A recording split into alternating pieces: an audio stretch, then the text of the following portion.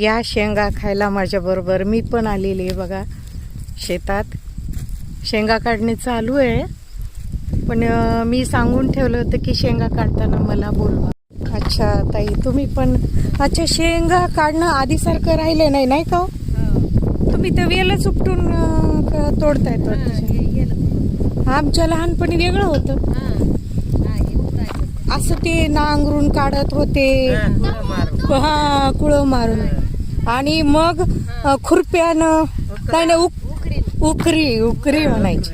उकरीनं शेंगा उकरून मस्त पैकी मग मी लहान असताना माई बरोबर जायची ना, शेंगा तोडत बसायची मग असं वेलाच्या.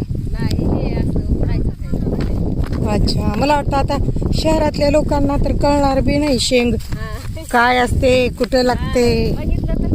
हा, हे शेंगाचा वेल आहे, याला भरपूर शेंगा आहेत बघा. हा, शेतकऱ्यालाच कळतंय शेताचं. बाकी हे भुईमुगाचे वेल आहेत आणि भुईमुगाच्या शेंगा जमिनीत असतात ते की वेल उपटून काढायचा आणि बुडायला असलेल्या शेंगा तोडून बाजूला ढीग करायचा, मग त्या वाळवून मग त्याच्यापासून शेंगदाणे आणि मग पुढे शेंगदाण्याचं तेल, अशी ही प्रक्रिया असते. ती खूप मोठी आहे, पण